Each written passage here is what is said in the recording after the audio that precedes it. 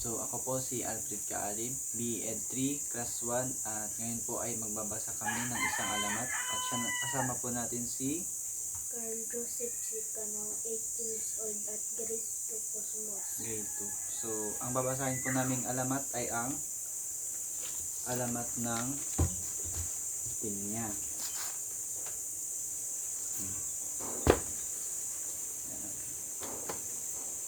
Noong unang panahon may nakatirang mag-ina sa isang malayong pook. Ang ina ay si Aling Rosa at ang kanyang anak ay si Tinang. Dahil sa sobrang pagmamahal ni Aling Rosa sa kanyang bugtong na anak ay lumaki si Tinang na laging nasa layo. Gusto ng ina na matuto si Tinang ng mga gawaing bahay, ngunit laging itinatwiran ni Tinang ang alam na niya ang lahat ng itinuturo ng ina.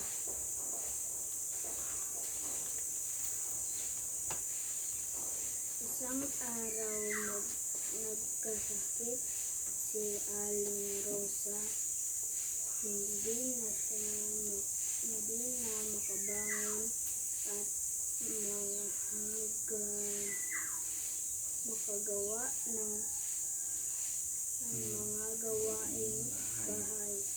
Inuutusan niya si Tinang na magluto ng lugaw, subalit dahil sa kalalaro ni Tinang na pabayaan niya ang lutuan at masunog ito.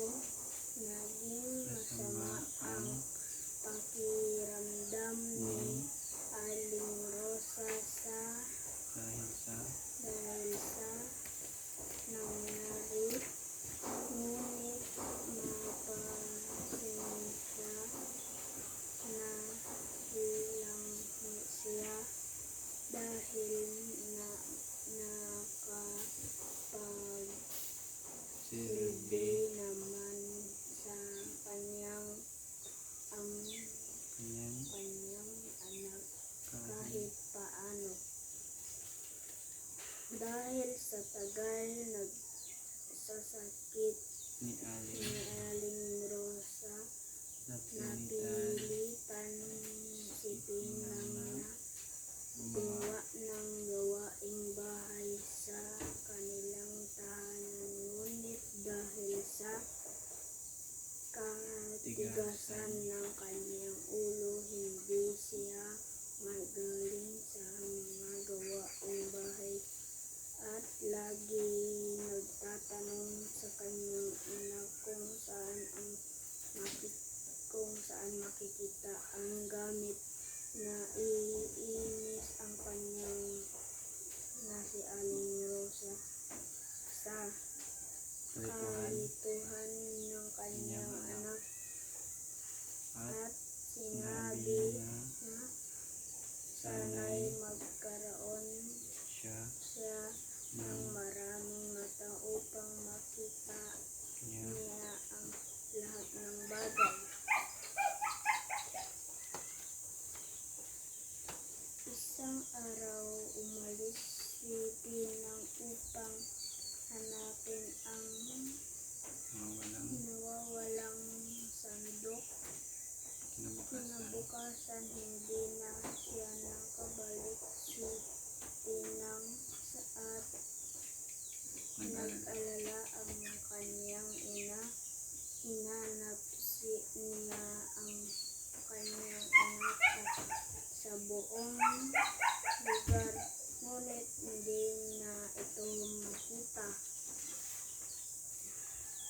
Nang makita niya Aling Rosa ang isang halaman, alamang hindi hindi na na alam ang pangalan, pangalan sa kanyang bakuran. inalagaan Inalagaan niya ito hanggang hanggang sa ito'y magbunga, magbunga sa kanyang pagkamangha, pagkamangha. makita niya Nakita niya ang bunga na hugis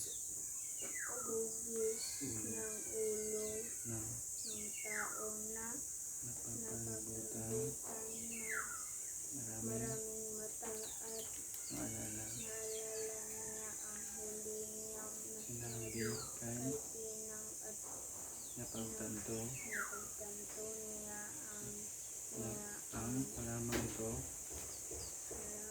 ito ay sagisag sagisag ng na kanyang kanyang anak.